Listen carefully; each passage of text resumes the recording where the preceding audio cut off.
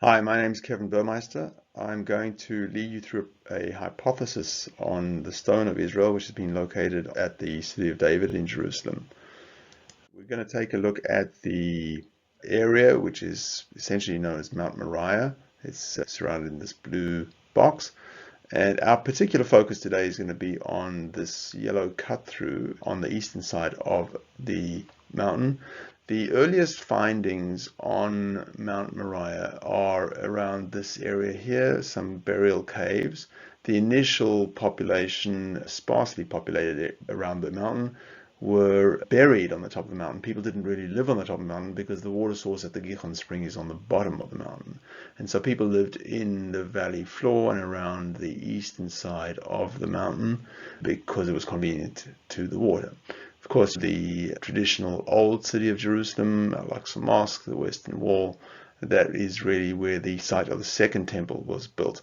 Now, the second temple depiction here in this square box, so one can see from the bottom the area of the Shiloach mikveh, the pool of Siloam, and the pilgrimage road, which has been rediscovered and is presently being excavated, that ran all the way up to the temple, where pilgrims would purify themselves in the water and then collect their sacrifices just before entering the temple itself, and they would offer those sacrifices through the priests who were servicing in the temple on the day.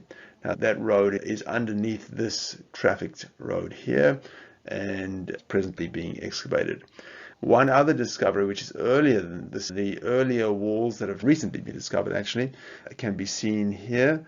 They were built by King Hezekiah almost 600 years before the Second Temple period of Herod.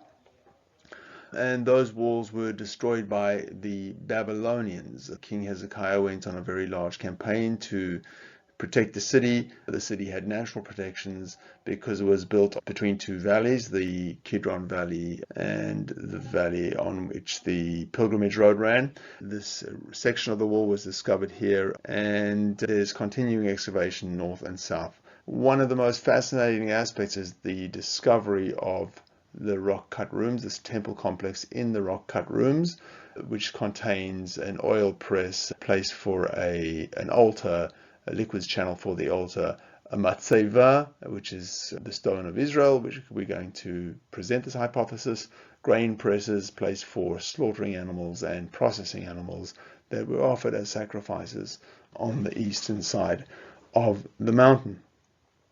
One interesting challenge that has been presented to oppose the Beit El of Jacob being located here on the city of David, Jerusalem, is that Beit El and Ai exist in the north of Jerusalem, about 10 kilometers further north.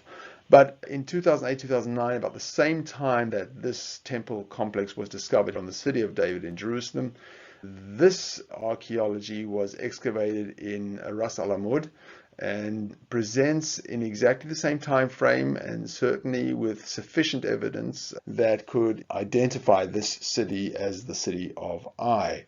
Many archaeologists have sought this candidate and presents an interesting argument as to why this is Jacob's Beit El and why we should believe that the stone of Israel is the stone that Jacob set.